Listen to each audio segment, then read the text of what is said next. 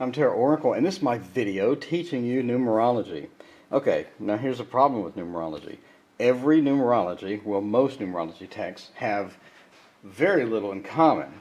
Some will have a lot in common with the next one, some will have a little in common with the next one. But if you look at them overall, you get a huge discrepancy between what means what, especially when you go and dig into the tarot numerology guides versus the formal I'm a science numerology text. So the monstrous discrepancy you have between those, let's review an example. So the Tarot Dynamics books. Oh, by the way, I have hundreds and hundreds of books, 60 or so on this Kindle. Here's the stack. I don't want to pull out all of them, but anyway, out of boxes and such. So let's look at the discrepancies. Tarot Dynamics. The 4 means security and incentive. Makes sense. So for Kabbalah, the 4 means condensation, power of growth, and stability. Okay, now you go numerology and the divine triangle. That book says the 4 means practicality, endurance, agility. And then you open up Tarot Decoded, which says the 4 means foundation. And multiple 4s show you'll keep your promises. Okay, seriously. Huge discrepancies. So I went on an epic quest. Let me tell you what I came up with. Alright, so after doing all of these books and pulling out every tarot deck I have, I've determined that certain numbers mean certain things, and they're all common amongst most of the tarot decks, even the non-Rider-Waite ones. You can apply these to 99% of the decks that I have, and it makes sense and it fits. So when you have a 2, you have these words or you have these ideals and these things, and it fits. If you have 5, you have these ideals and these things, and it fits. And these come from actual tarot books, and these come from actual numerology books, different astrology things, and they all make sense with the tarot that I have. So let's review the numbers one by one. Number 1. The number 1 pretty much means new beginnings. I couldn't really find a reference anywhere in any book, any tome of tarot, any definition even from the weird books that would indicate anything other than new beginnings. It's something new, something's coming out. This is a new beginning to a quest that you're on. This is a new beginning to a job, a new beginning to a relationship. Overall, it's just a new beginning. Now, I'm using the Rider-Waite in here because most people can relate to it. So again, number 1, new beginnings. Very, very simple. And number 1 seems to always correspond with this, and I can't really find anything that would point to otherwise. So, fairly easy. Number 1 is always new beginnings. Let's talk about the 2s. The most common theme you have amongst the 2s, especially since there's only 2 of whatever it is, and that 2s represent Neptune. Neptune itself is all about refinement, purification, cleansing. So it's like a refinement of something. But on the other side, Neptune represents dreams and fantasies and enchantments. So it seems like a weird balance between those two. Very Libra-ish, I know. The High Priestess, we have a balance of between the 2 posts. We literally have balancing here. We have balancing here. Because it's 2s, you always have a pretty consistent, a very consistent balancing aspect to all of these cards. The second thing, because you have 2s, is choices. You have a choice between religion and sin. You have a choice between which one you want to choose. You could do 2 things with 2 objects, balance them or choose between them. You have a choice of seeing or not seeing, a choice of what you want to do, and a choice of your potential mate and what you want to do with all that. So 2s are about choices. Since you have 2 objects, you do have to choose between them, and so you do have the choice. Now also you do have a communication aspect between all these cards, and a couple of books point to communication. And I'm going to go with communications as important because here you have a cutting off from the world of communication. Here you have religious communications. Here you have a leader or someone choosing to communicate with his followers or choosing some sort of a path. Probably issues the communication. Here you have the 2 lovers beginning their communication. So I think that the 2s, in my opinion, and from a couple of books that had communications, I agree with this. I think communication is part of the 2s. And the last one is a rather abstract of guardianship.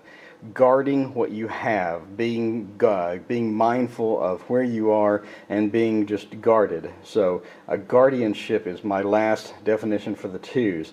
We have her being very guarded about what's going on. I see this between cards that are not Rider-Waite. You see this a lot. In one of the books it had guardianship. I'm going to go with guardianship because I see guardianship in many of the cards, not just Rider-Waite. And so I think the twos is also about guardianship. So there you have all your keywords up on the screen right now. These are the twos. These are the definitions that I have for them that I went and researched. So if you see a two card, then you can pretty much go to these definitions and be pretty accurate with what you're looking at. Now the threes are another pretty consistent number, especially with the first definition of creation. We have the pregnant empress in many, many cards. We have the creation of the world. We have the creation of friendships, the creation of something to look at. This goes along with thinking and social interactions. So the three definitions that I have are creation, thinking, and social interactions. We have the social interaction of the empress, of the normal female is going to be more social than the normal male. We have the creativeness and thinking, the creation and thinking of this as well. We have the interactions with these three guys, the interactions with him, showing off his work. We have the thinking aspect here as far as this is what I'm thinking about, this is what I'm planning, these are the master plans. This is thinking that we shouldn't have done that. This is the creation of, destruction of what we have. This is the hanging man thinking about what his perspective is and how to reevaluate all of that. So again, the three pretty much common definitions of the number three are creation, thinking, and social interactions. These are pretty consistent throughout the board, and it's a pretty stable number to draw meaning from. Most of the texts have all of these meanings in them, some or most of the meanings in them. So that's my definition for the three. Now the fours is where a lot of things start splitting off. A lot of the books go one way, a lot of the books go another way. But one of the common themes between all those that makes sense in regards to tarot, number one is security.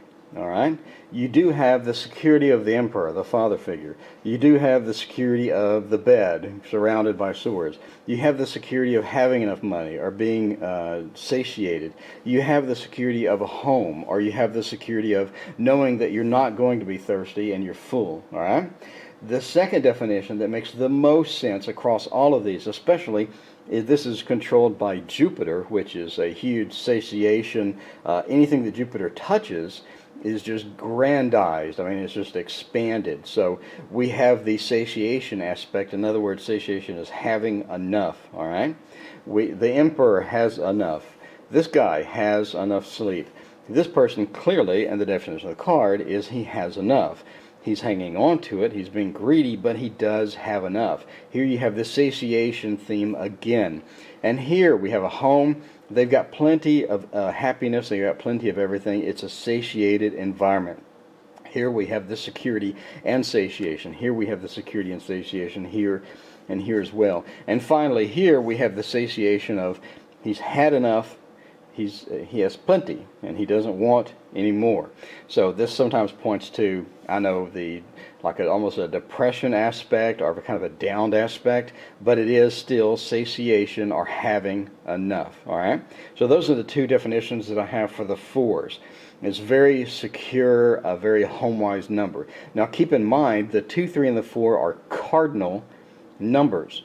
So those are very active numbers, and you can see this is the 4 is the last cardinal number, so it's kind of slowing down. You can see a lot of activities in the 2s. You can see a lot of activities in the 3s. People joining together, having a party. I mean, it seems to be going on. There's a lot of activity. And here you can see the activity kind of slowing down because this is the last cardinal number that you'll run into. So this is the last cardinal number. Everything's slowing down a bit. Just remember, security and satiation. And now we come to the number 5, the first fixed number in the set.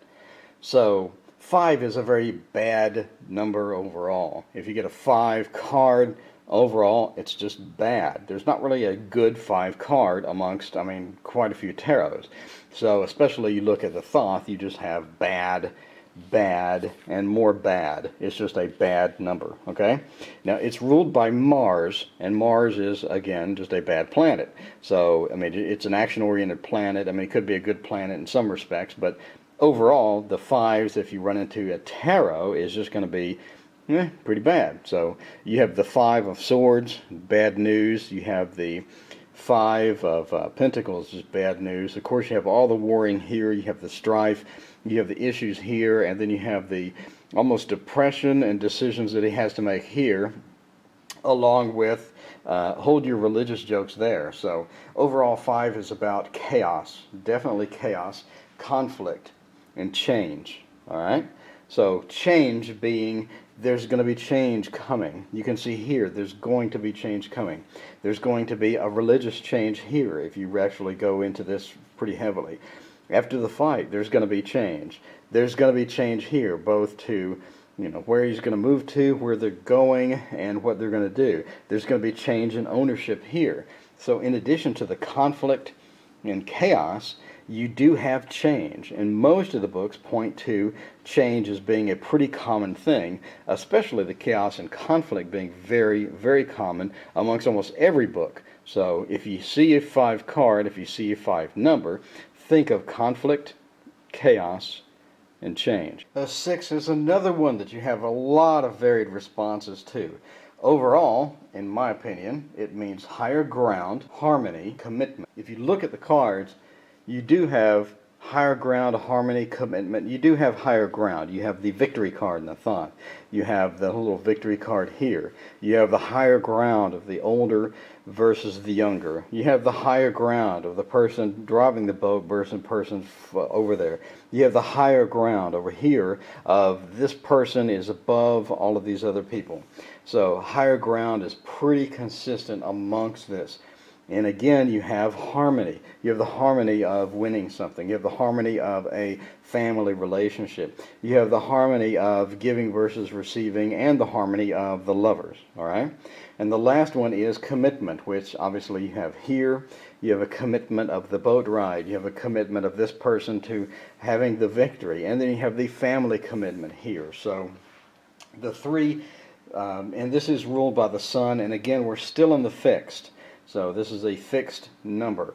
So ruled by the sun, and the 3 pretty much higher ground, commitment, and harmony. Those are the 3 keywords that apply to every deck and every card almost that I have. There are like 1 or 2 exceptions, but you can kind of rationalize them if you look close enough. So, but for the most part, if you see a 6, you can use those 3 keywords and be pretty score on to get this down. Now the 7 is fairly consistent. Again, this is 6. Again, this is fixed and ruled by Venus. All right, Venus is very relationship, love-oriented. You don't have a lot of relationship, love cards in here, but you do have a lot of just interactions. So one thing that's I see mainly across all the cards and I've seen in books is repercussions from decisions. When you make a decision to do something, there are always repercussions, especially if it's a negative decision or if something that's going to mess up your karma or whatever. You just have repercussions from your decisions.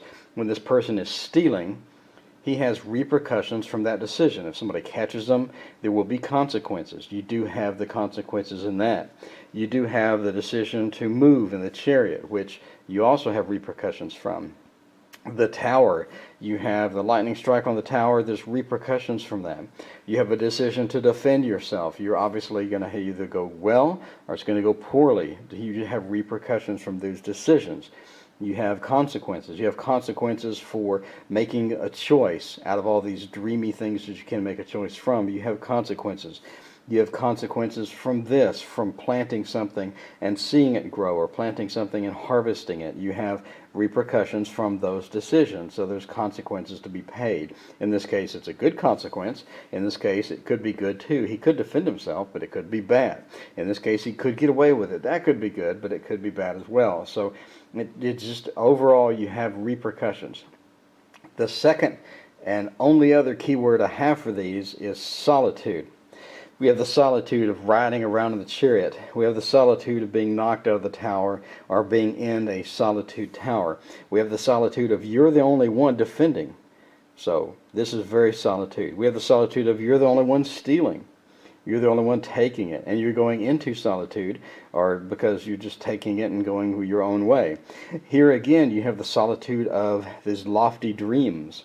You know, are they real? Are they not real? But you do have this single person and his solitude dreaming about other things, some fancy things, some decent things, some bad things, but he is by himself. Same here, he's by himself. He has the solitude of being alone with his crops. So very solitude and repercussions from your decisions are the key factors in the number 7. Now the 8 is another confusing one because there seems to be a lot of definitions for this. The common definitions that I have are renovation, power, and decisions. Okay? We have the renovations of moving, the renovations of that hitting something and changing it. We have the renovations of we have a new relationship. We have the renovations of this person's leaving behind what he knows and going somewhere where he doesn't know. This is renovation. This is rechanging things. We have the renovation of the chapel or whatever he's building here, and the renovation of her point of view or her solitude or whatever. So renovations is a very, very common thing we have.